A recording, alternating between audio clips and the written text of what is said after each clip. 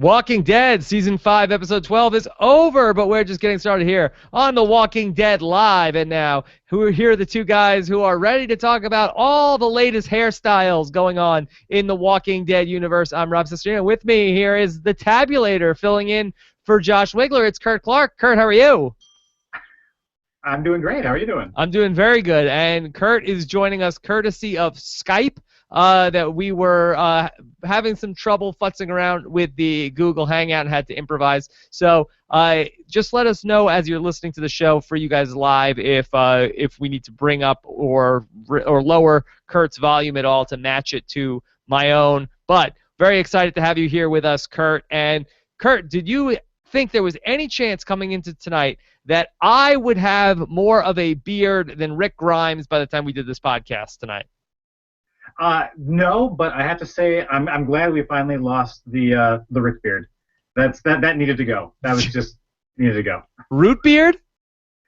Yeah, no, Rick beard. Rick beard. All right, Rick Yes. beard and a guy. I thought you were being very catty about Rick's roots showing. No. Yes, so the Rick beard is gone. And so, Kurt, thank you very much for filling in for Josh, who is on a fantastic vacation this week, and he'll be back with us next week and be back with us to do Walking Dead feedback during the week. But we are talking about Alexandria and how everything looks good, but maybe not so good for the people of Alexandria tonight, Kurt. Yeah, we've got like a new brand of douche on the table, I think. I don't know if it's the ROTC douche, but yeah, I'm not sure if there's something like a big, larger conspiracy that's going on, or if it's just more like small town drama. Yeah. All right, well, we're going to talk about it all. Of course, we're live here on Sunday night here talking about The Walking Dead on Poster Recaps. First night of March here in 2015, and we are taking your comments and questions live. You could use Twitter and send in your tweets at hashtag PSRecaps or on YouTube. On our YouTube video, which you can get to by going to posterrecaps.com/YouTube. All right. So, Kurt, very, very exciting episode tonight because I kept waiting for something bad to happen this whole hour. It never ultimately did, but we were left with sort of the chilling little bit of a thought here by Rick, who is sort of like telling Carol and Daryl to basically stick to the plan. Does Rick have some ideas of taking over Alexandria for themselves? It seems like at the very least it's a plan B or maybe even a plan C. But yeah, it was surprising for me to hear that at the end of the episode. It's like, we may, if people don't fall in line or if people aren't willing to, do what they need to do to survive, we might have to take over this place. And so we're starting to see, I think, the Rick's group, Rick's family, are they potentially becoming the bad guys this season? Yeah, well, we saw with the Terminus people in the beginning of the season where they did the then, now, and the Terminus people started out as nice people, but ultimately, when they had to become bad people. And there was all sorts of talk over if we stay here, we'll be weak. Do you feel like, is this a long con all the way through for Rick? Do you really think that he wants to take these guys over, or is he willing to play ball and be the constable and do the jobs that they want him to do? I think it's somewhere in between. I think he's willing to play along for now, but he's also going to do what is best for his family. And if that means take over the town, it means taking over the town. But it's not his plan A. I don't get the sense it's his first plan right out of the gates. Now, what a terrible job, again, by Aaron. We touched on this a little bit last week, I think specifically on the feedback show, to bring in Rick and his group. I mean, what a horrible job to vouch for these guys, that these are the last people you want to bring into your society. You might as well have brought in, like, the governor and the Terminus people. Maybe they're in different parts of the town, and it's going to be some sort of, like, is it a Survivor 3 tribes? You've got the Rick tribe, you've got the Governor tribe, and you've got the Terminus tribe, and they're battling to see who can actually stay there. Deanna, I love what you've done with the place. This is perfect. It's Aaron seems to, if everything's on the level, Aaron seems to really be bending over backwards to want to make this happen. And like you said last week, there's been many times where if you'd been Aaron, you would have just like, okay, you know what? Don't come. That's just fine. We're good. Yeah, but they're there, and really, Deanna, the leader of this group, do you feel like she is a benevolent leader? You feel like, is she on the level?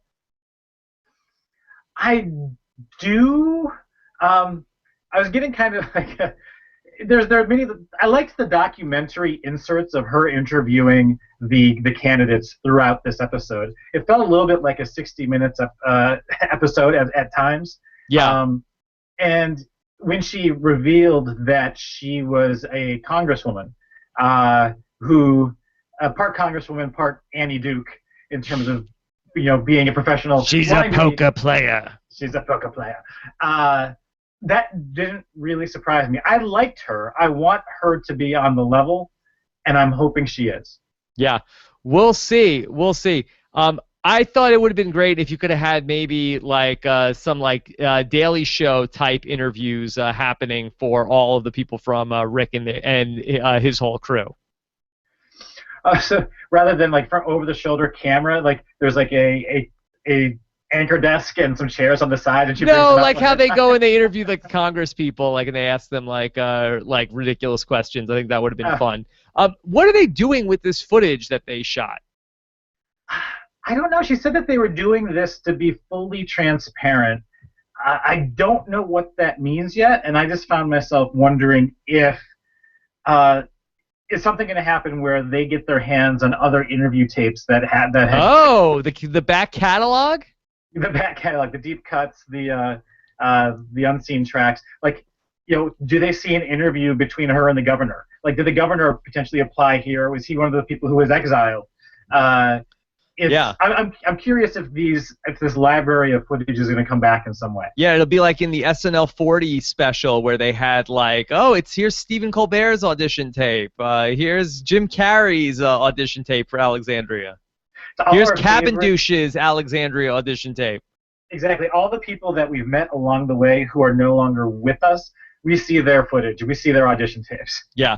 Well, it does seem like Deanna is on the level. It seems like she wants what's best for, the group, and she really does want Rick to be able to help protect them. And, she does seem sincere, but there's definitely some other things in this group which are sort of, a little bit off, starting with Deanna's son, and his name is Aiden. And Aiden is kind of a lunatic, right? I'm not gonna. I'm still in douche camp right now. I haven't gone full blown lunatic. Well, he said I'm even kind of a douchebag. Yeah, I took note of that, and I'm wondering, like, does that make it better? Like, at least he recognizes that he's kind of a douche. Yeah, I feel like that makes you less of a douche if you self-admit to being a douche. Yeah, it softens the blow a little bit. And I really liked with that storyline between him and the patrols and how everything kind of came to a head at the conclusion of the episode. Yeah. Well, he's got something crazy going on where he needs to like have a walker tied up that I think he called him actually a deadhead, which I feel like either that or it was somebody who was, a fan of Jerry Garcia who turned, and they want to have that guy tied up. What is their pre-game ritual? They just go out and like they just sort of beat that guy like a piñata? That was my guess. It reminded me a little bit of the Coliseum type atmosphere in the governor's camp, where they would have like basically the walker baiting. And whoa, yeah. So it seems like it was their thing, but at the same time, it wasn't right and or safe. Yeah, not safe at all. And so ultimately, Aiden gets pissed off at Glenn because he's not listening to him. Yeah, and I have to say that, the fact that Tara almost got bitten, the fact, and they seem like really upset that they killed this one particular walker. Maybe it sounded like this was the walker that killed the other patrol from like last month, and Aiden made that point. The only reason you're here is because we lost some people on patrol last month. And so maybe it was a little bit of a vengeance thing on this one particular walker. Oh, sure. I mean, I think that's Yeah. definitely what it was. But yeah, I kind of got the pinata feel too. But yeah, I was glad to see Aiden take a swing at Glenn, and Glenn completely just dodge it. And yeah, that was amazing. Now, are you surprised that Deanna took Rick and company's side in this debate? Because I thought, like, oh, okay, here we go. Aiden's gonna fight with Glenn, and then she's gonna say, get out, all of you! You're fighting with my precious little boy. That's my baby. I get the impression that, if Aiden is self-aware enough to admit that he's a douchebag, it may have come from his mom originally. In terms of like mom douche. Well, no. I mean, in terms of the mom making him aware of how much of a douche. Oh, he is. She tells him he's a douche. Yes, and she does admit that she frankly was glad that somebody finally told Aiden off. So I was wondering which way she was going to fall on that. I think that was one of the questions I had, and I was pleased to see that she fell on the side that she did. Yeah. Are you surprised that these people are still out there making runs? Like, wouldn't you think that everywhere that is like within a nearby distance has already been sort of searched by these people? I got the impression, though, it was not so much for searching for supplies necessarily, but kind of maybe sweeping the grounds for walkers and like seeing if there's like a large herd coming their way, like one of the super swarms of walkers. So I kind of got the impression that it was more to keep an eye on just what's going on in the area around them. Even looking if there's potentially, other humans that are wandering into their range. Kurt, how many people do you think live in Alexandria right now? Like, does Rick's group come in and sort of outnumber everybody? What do you think? Just like, is there 50 people there? You get the impression they outnumber them. I mean, we haven't seen a lot of people. I mean, if you're literally going based on who we've seen. Yes. We've seen the 3 kids. Yes. We've seen Jessie and her husband. We've seen the grandparents. We've seen Deanna, her son, and her son's buddy. Yeah. I don't know. It's close. It seems like a 1-to-1 almost. Like they could easily take these guys, and also Aaron and Aaron's boyfriend.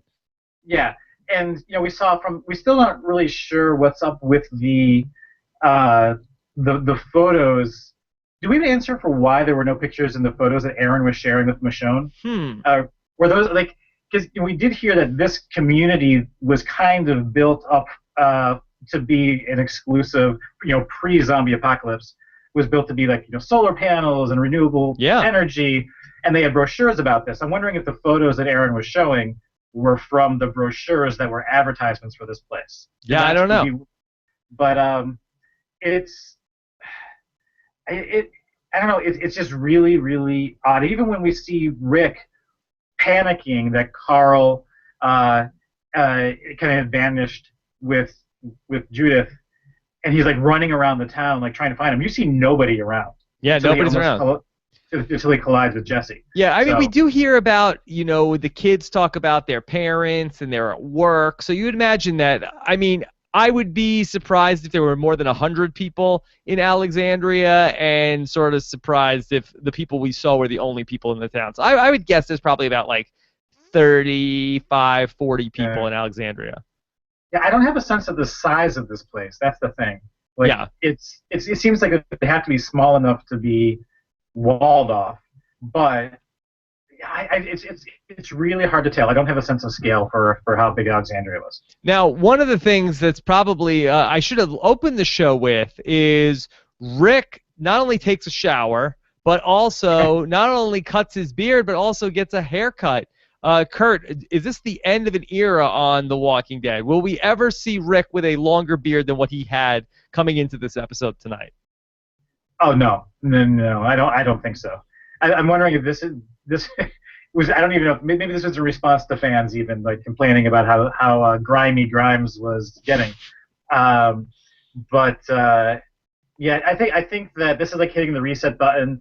Michonne even commented that she hadn't really. I don't think Michonne had ever seen Rick clean shaven. So, we've got like maybe another 3-4 years or 3-4 seasons before we see Rick get to that state again. And Andrew Lincoln's a handsome man. Yeah, yeah.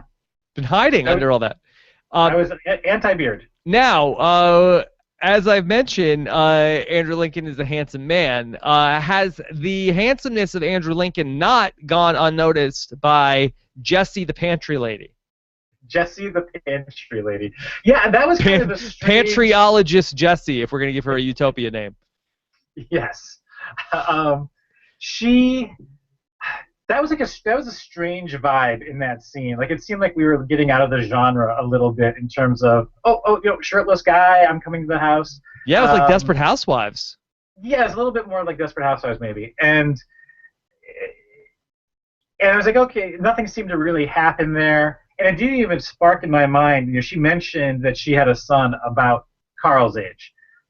Mr. Jesse never really came into my mind as a possibility, and that she was likely married.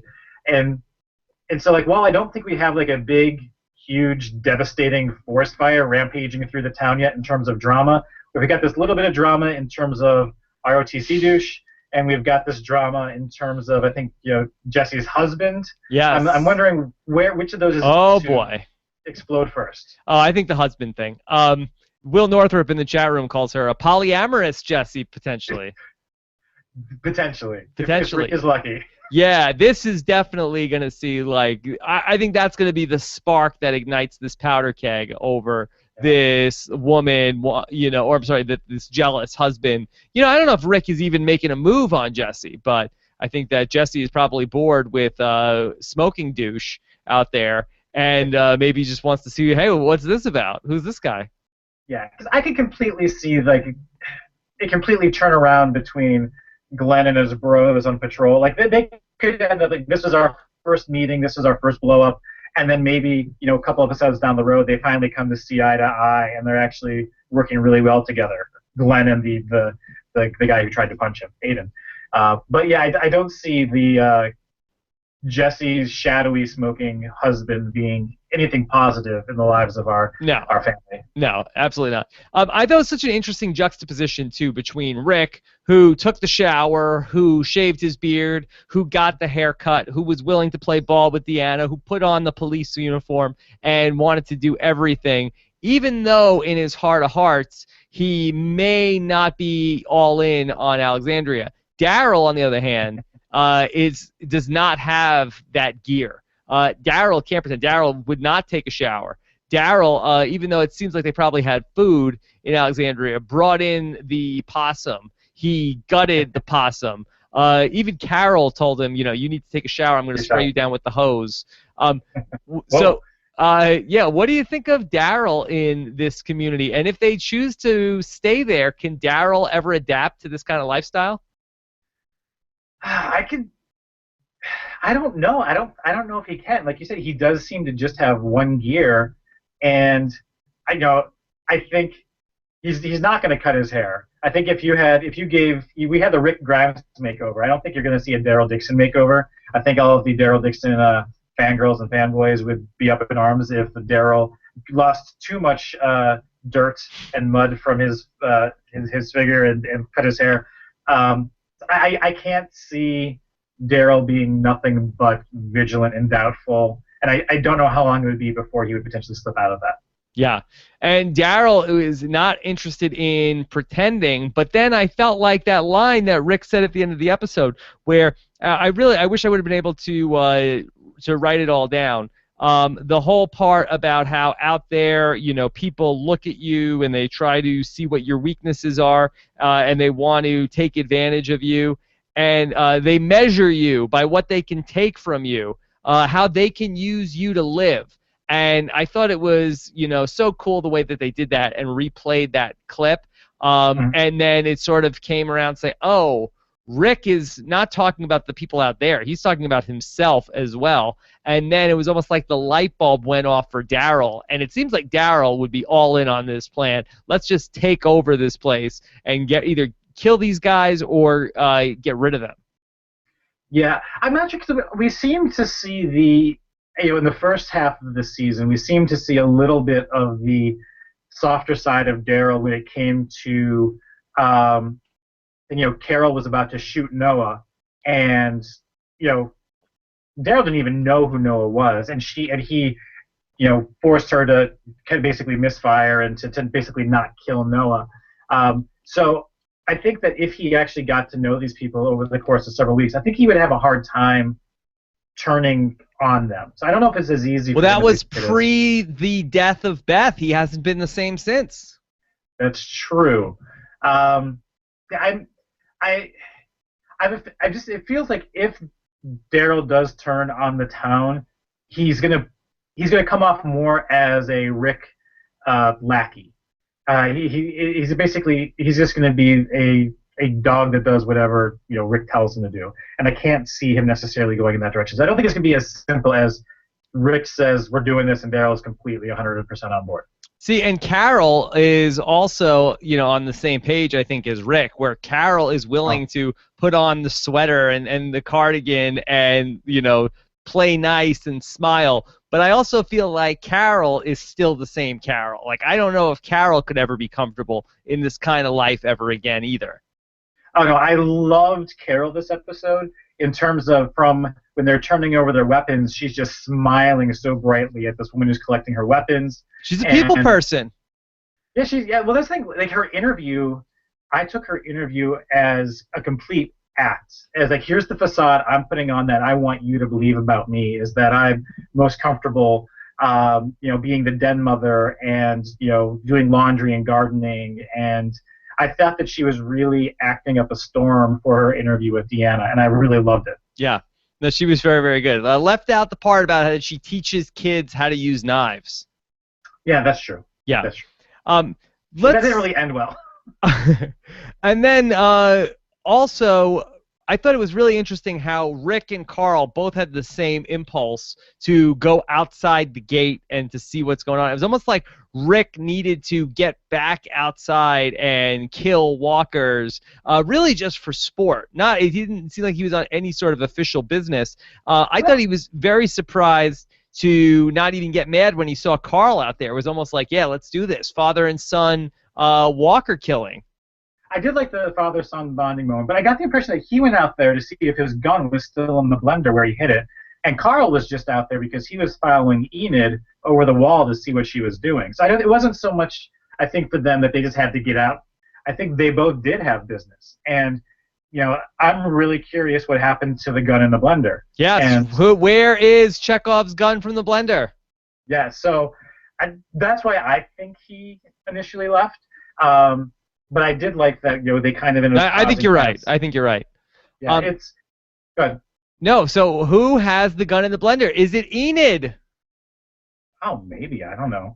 Gosh, I didn't think of that. I thought it was interesting. Like I didn't quite get Carl's the one thing that Carl actually tries to engage Enid in conversation with is like after the whole blow up with Glenn and Aiden happens, he just says to Enid, "You don't really like me a whole lot, do you?"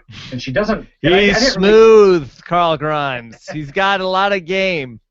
He's making her think that he hates her so that she'll like him, and no, it's so I'm confused about.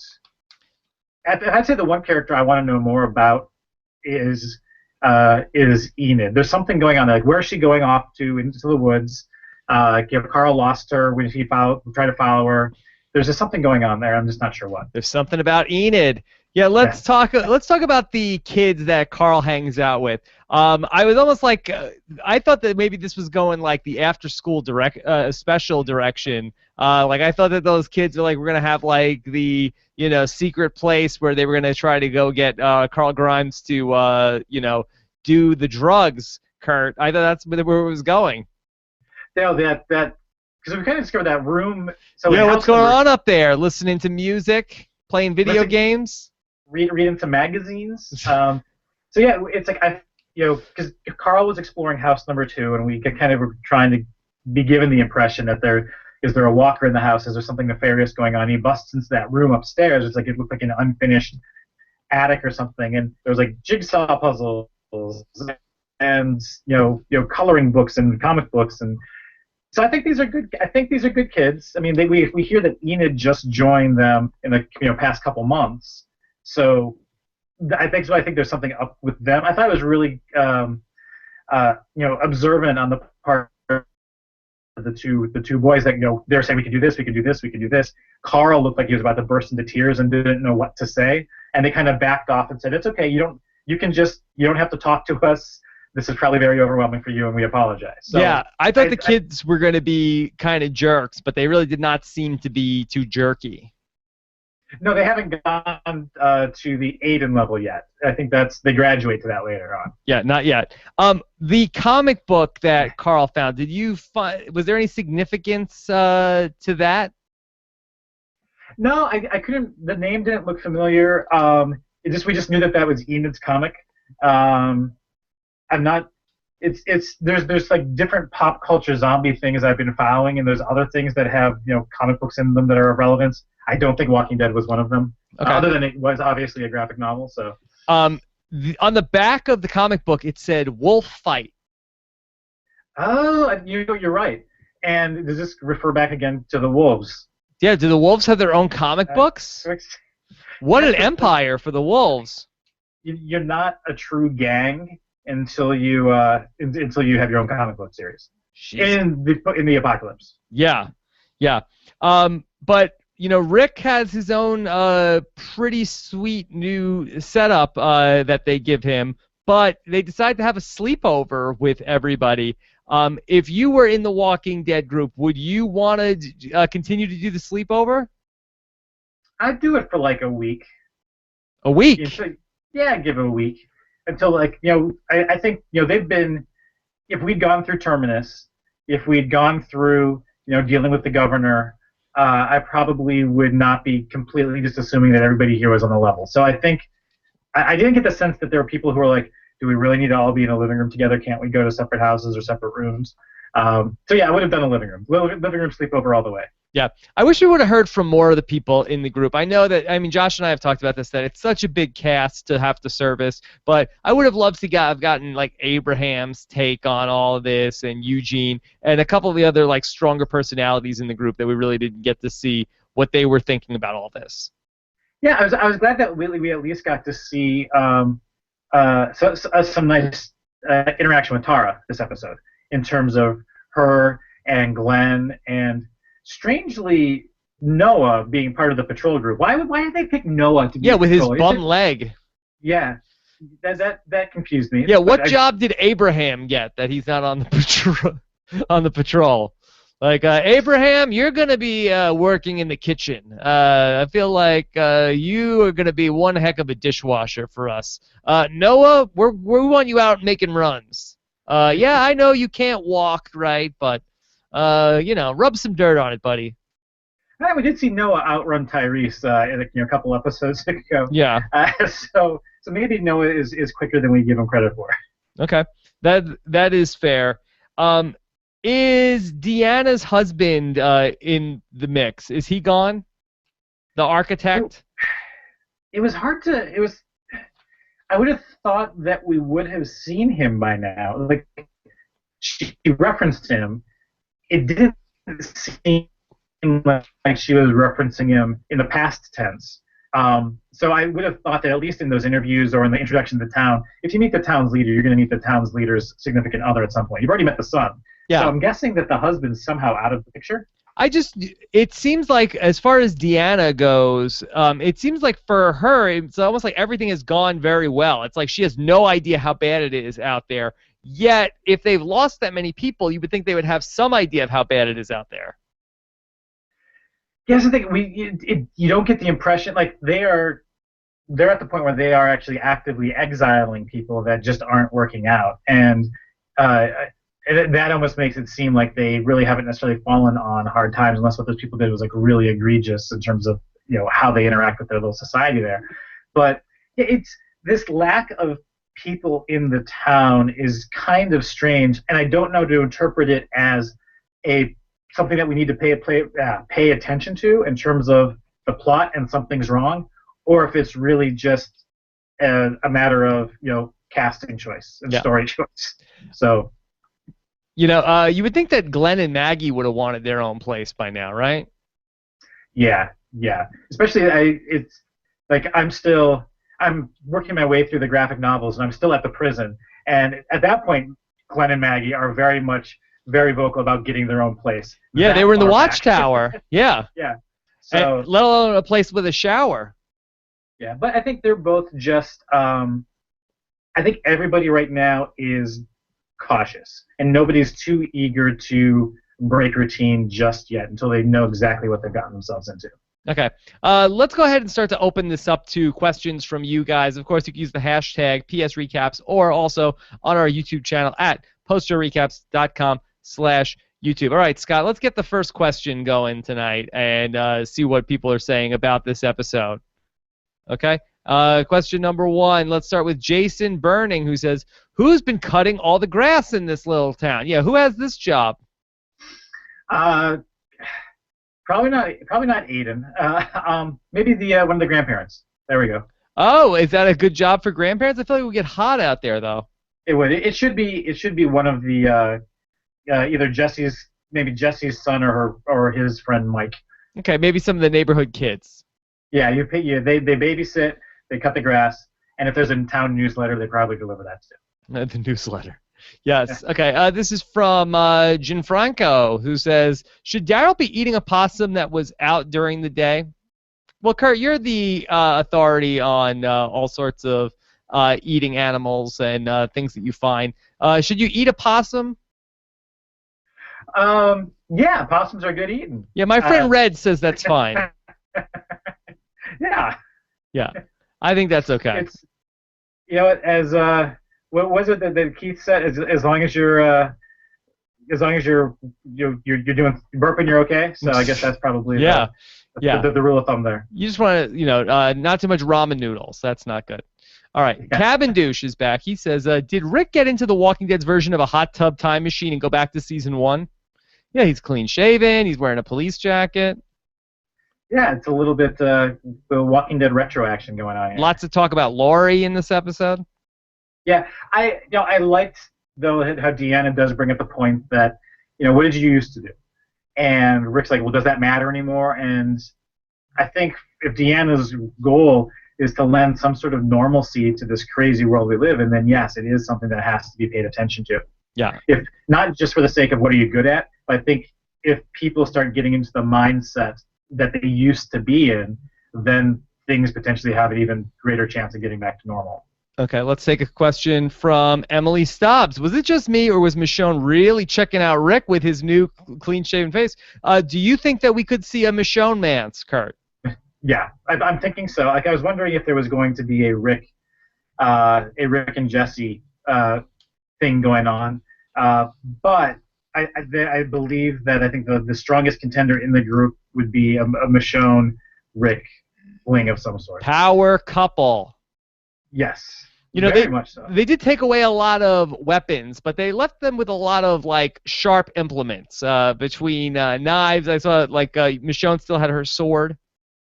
Yeah, there's nothing that can be fired. And apparently there's cutlery in the houses too, because I think Rick goes to the kitchen at some point and just gets a really sharp knife out of a drawer. So they're not trying to disarm everybody in town. It's just the firearms that they're avoiding. Kurt, if you were in the Walking Dead crew, would you be happy here at Alexandria? So far. Yeah. So it's. I wouldn't be like, boy, I need to get back out there and get my hands dirty, killing walkers. Yeah, exactly. Is it bad that I like comfort way too much to think I'd enjoy the zombie apocalypse? But the first thing I think when I see Rick and Carl go into zombie slaying mode again is, you guys just took a shower and now you're covered in zombies again. Yeah, they like it. They don't want to get weak. They're worried. They're afraid they're going to get weak. You just got clean, guys. Come on. Yeah. I did think that was one of the more interesting points from the episode. Can you live in sort of the lap of luxury in this universe, in this world, and stay strong? Does being sort of, able to relax, does that take you out of it enough that you put yourself at risk? I think that if you've gone through what Rick and team have gone through, then you could figure out a way to stay on top of your game.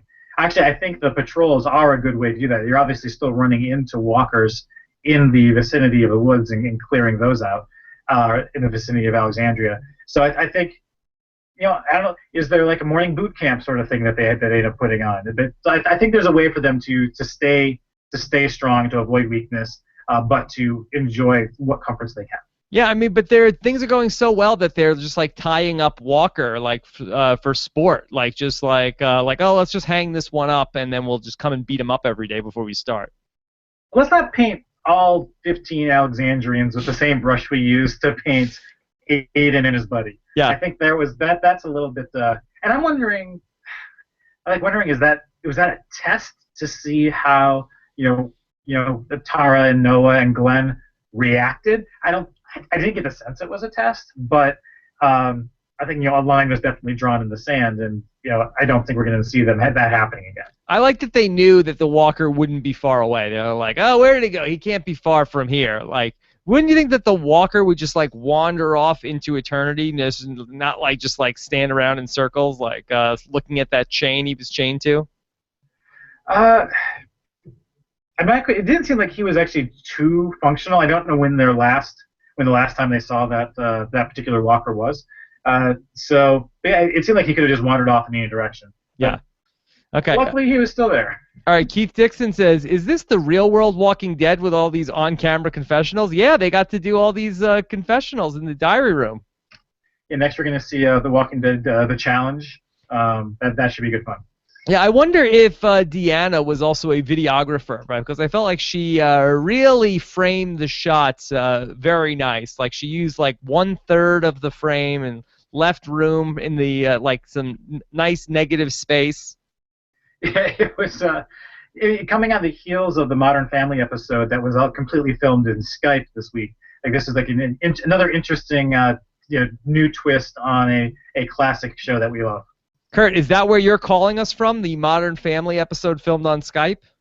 Yes, that's where I'm calling you from. Yes. All right. Well, say hi to Cam for us, okay? Okay, will do. All right. William Northrup says, more ridiculous, Carol in the cardigan or Rick in the constable getup?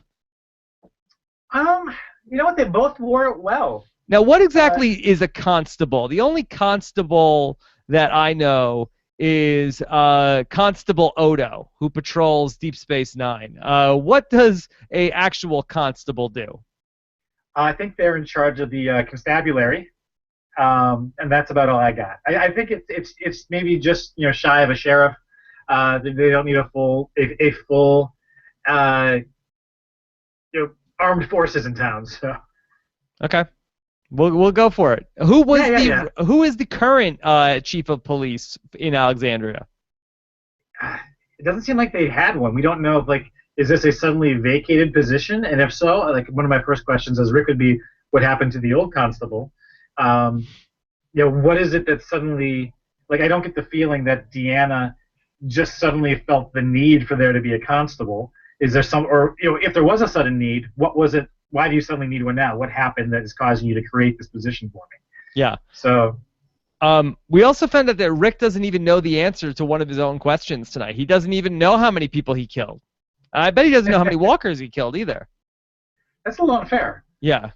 So if you ask the question, you should be able to answer it. Rick would pass on 1 and 2. All he does know the why is that to keep his family safe. Yeah. So that's true. Okay. Yeah. Michael Rajpal says, it seems as though Alexandria is safe from external threats given how long they've survived as a community. With that being said, could conflict come from within, or could we see a new group threaten these people? Well, I think we've seen a lot of conflict brewing within, between the Glenn versus Aiden thing. We've seen Rick versus Jesse's husband. So I think Enid. Yeah, Enid. There could be some Enid jealousy going on. So it seems like there's definitely some stuff brewing. Yeah, I think that it's going to be man-made drama, as it were. But I mean, at the same time, Terminus was internal conflict as well. But I think this is going to be. I think my prediction is that things will get out of hand, and someone in Rick's group will be threatened, and they're going to have to take over. That's what I think we might see things going. At the end of this season, will Rick be in sole possession of Alexandria? How many episodes do we have left? 4. Just 4? Uh, um, I think that Alexandria will be burning to the ground before we see Rick in possession of it. Okay. I think there might be a point where he does, but then something goes wrong and they have to be on the move again. Yeah. Can we continue to have this show like in the current, like if Rick just does like the despicable and like kills the people that are from Alexandria and takes over their town, can we continue to watch the show in the same way? Isn't it become like a different show? Something's going to have to happen because right now the trajectory is that Rick has been doing more and more bad things, and we're being led to believe he's willing to take over this town and steal it from the people forcefully who currently possess it. It may not be this season, but at some point that's going to have to reverse, and things are going to have to go the opposite direction. I mean, they're so close to Washington, D.C., which was their original goal. I can't see them being here much longer. Yeah. Will Rick be inspired by Deanna and want to run for Congress? Yes, I think so. I'm the new representative for Alexandria. Yeah, it's just go right by D.C. Just go there, fill out some paperwork, get running the polls. All right, here's a couple of more questions. Kelly Kahn says, Daryl's like a wild animal. What would it take to get him to trust it's safe, or at least take a shower? I think he needs to take a shower. I think that's the first step. Yeah. Like once you get the shower, everything else will fall into place. Yeah. First, you get him into the bathroom, and then you get the water in the tub, and then it's like, okay, here, splash, splash, splash. Okay, the water is not gonna hurt you. It's gonna see. Does Dom take the baths? Oh yeah, you can't get him out of there. You can't get him out. Okay. But Daryl's like, okay, Daryl, now put it. Okay, then get some water on you. All right, it doesn't hurt. Here's Mr. Soap. That's not. Yeah.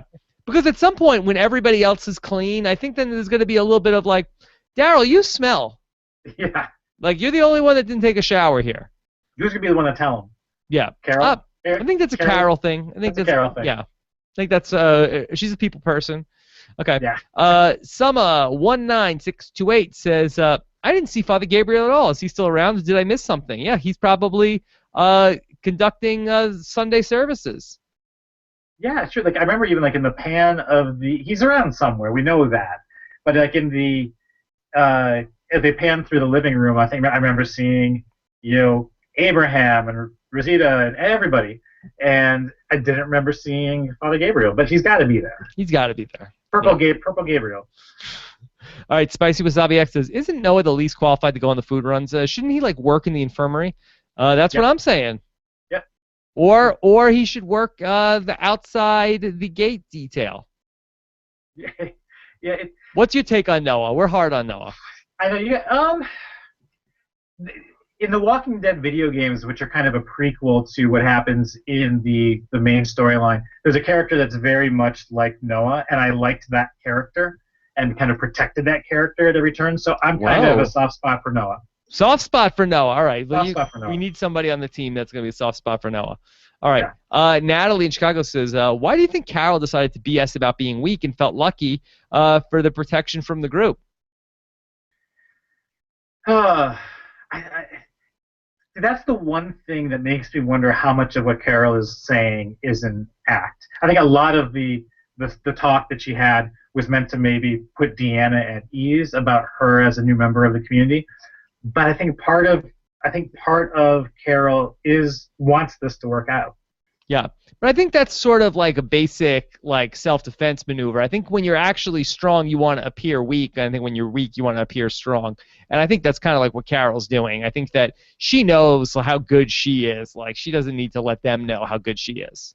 If you're a good strategic player, because we've seen plenty of people on Big Brother and Survivor who want people to know how strong they are. Yeah, and that doesn't really work out great. Yeah. No. Stephen Hooker says, who do you think stole Rick's hidden gun in the buried blender? All right, who knew that it was there? Did you notice when they went into the camp, Carl glanced back and saw a girl standing in the window of one of the houses outside of Alexandria. And I had to rewind it and double check to make sure. Yeah, they hadn't yet entered the gates of Alexandria. Carl glances back, and there's a girl in one of the windows. I think it was Enid. And so if Enid was there to watch them enter Alexandria from the outside, she could very well have seen Rick put the gun in the blender. So my guess is Enid in the woods with the gun. With the gun smoothie. You like the name Enid, Kurt? It does not roll off the tongue easily. Yeah, I don't know. I don't know what they were thinking. It is Enid, right? I'm getting that correct? Yeah, I think you're right. Alexandria seems close to the Truman Show. Yeah, good morning, good afternoon, good night, Rick. When Carl was walking around house number 2 and started to go upstairs and found the attic, I took it down in my notes. It's like I'm getting a strong sense that all of the houses have hidden cameras and are mic'd and are bugged and are listening in on everything that they're saying, but I have nothing to back that up. I just have a strong sense that everything they say is being listened to. Well, they do have video camera technology. They do have video camera technology, and yeah, they're close to Washington, D.C. There's lots of three-letter agencies in the area, so there's no shortage of that technology in the area. So yeah, okay. They did have the listening devices also. Just I don't think that this is the case, but just to support that argument, I think that there's a little bit of evidence that supports that. Yeah, these 2 houses have been. Anybody new who comes to town, we put them into these 2 houses because these 2 houses are fully bugged and fully. There's cameras everywhere. Big Brother house, yeah. Yes. And if that's the case, Rick is screwed. Yes. And also not cool to make Rick take a shower in the house with hidden cameras. Well, at least the shower. The shower was fogged up, so that looked like it was. Okay. He was safe. All right. Gianfranco says, is Mikey's dad really that strict with the pool table in the zombie apocalypse? What a jerk. Yeah, really. I mean, while Mikey's dad is at work, he's his son is, playing pool, and dad's going to come home like, I told you, do not play with my pool table while I'm at work. Yeah, is this, again, where is everybody? Is this a case of, well, let's talk about your dad but not show him so that at least they think there's more people here than there actually are? As far as we haven't gotten like a Children of the Corn type of episode or storyline yet in Walking Dead where there's like they come upon a town that's just full of kids. Kid Nation. Oh, no. I think the town full of kids has been eaten by now, Kurt. But the one, like the 15 that were left over were just the real badasses, the real Drew Christies, and were able to defend for themselves. So I'm hoping that maybe season 8 down the road we get they run into the town that's full of kids who have just survived. Okay. Will Northrup says, disappointed that the Sex, Lies, and Videotape homage only has the videotape. There were lies. Yes, yes. And the sex maybe will be soon happening. To be continued. Yes. Okay, let's take a few more questions. Michael Rajpal, how is it that Eugene and Abraham are still bigger than most of the men we've seen in Alexandria? Or are they suffering from the same thing as Hugo did on Lost? So is Michael commenting on the weight of Eugene and Abraham? I'm not sure.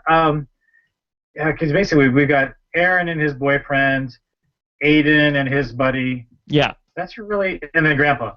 And Daryl is like pretty jacked still for a guy who is, eating like an occasional possum and a dog here and there.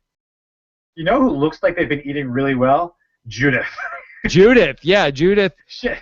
And Glenn somehow over 4 years of the zombie apocalypse has bulked up considerably since season 1 also. It had nothing to do. Well, I think this Apocalypse agrees with Glenn.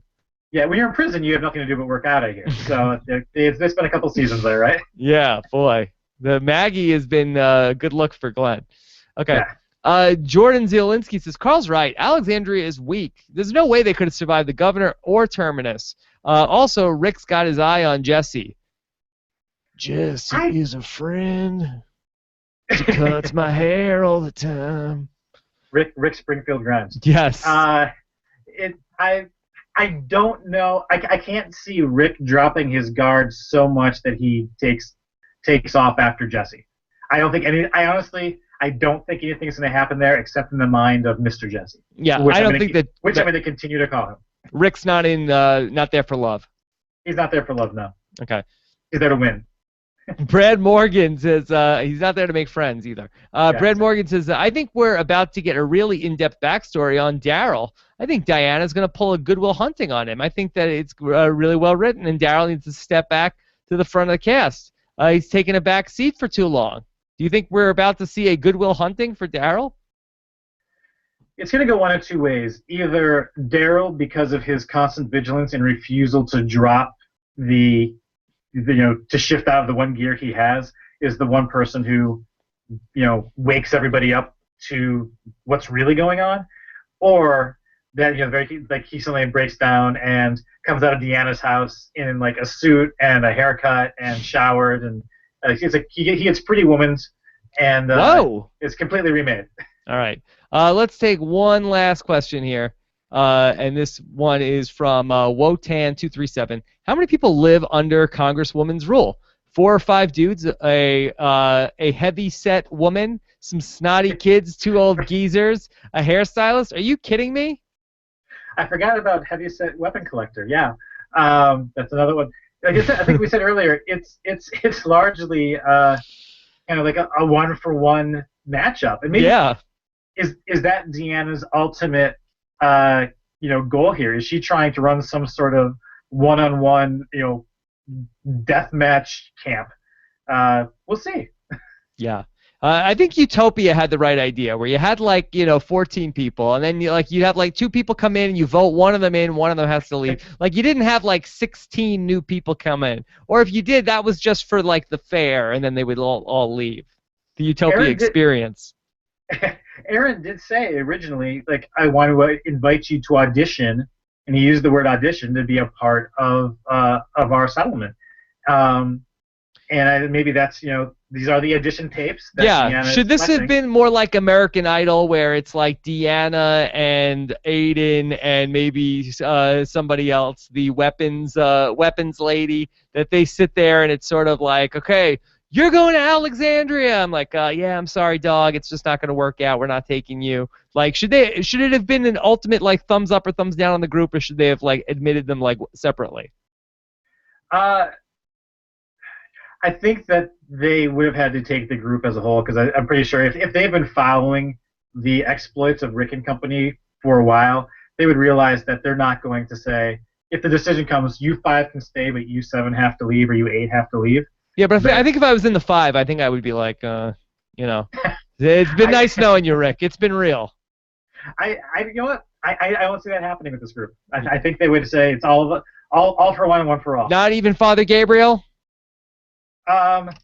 He's craven. I don't think Father Gabriel would stay, but if he was not given access to Alexandria, I think everybody else would still stay despite Father Gabriel getting exiled. All right. Great job tonight, Kurt Clark, Tabulator. Do you have a hashtag for this episode of The Walking Dead post-show recap? It's gotta be something with Rick and the Beard. Yeah, right? How about Grimy Grimes? I like Grimy that you Grimes? said that. Yeah. Grimy Grimes. Grimy Grimes. That's your hashtag for tonight. Kurt, really appreciate you stepping in, filling in for Josh. Oh no, great. Yeah, sorry I couldn't get Google to hang out with us, but no, this was fun.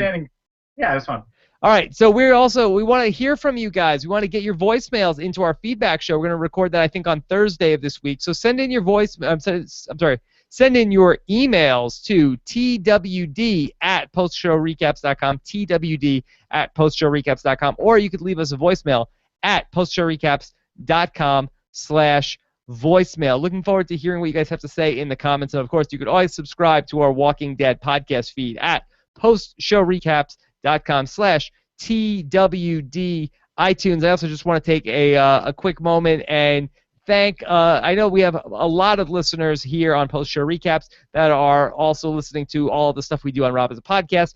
We got word tonight that Rob as a Podcast is nominated for 2 podcast awards here in the 2015 Podcast Awards for Best Entertainment Podcast and the People's Choice Podcast of the Year. So I really appreciate all the support that we've gotten from this great community. And I will have more information coming up soon about how to get when the voting is going to start. So thanks again just for the nomination, and looking forward to a lot more fun with this campaign this year. So have a good night, everybody. Kurt, thanks again. Scott St. Pierre, also a fantastic job. And happy belated birthday to Scott St. Pierre, who's done a great job with all these podcasts this weekend. So have a great night. Kurt, have a good one. You too. All right, take care, everybody.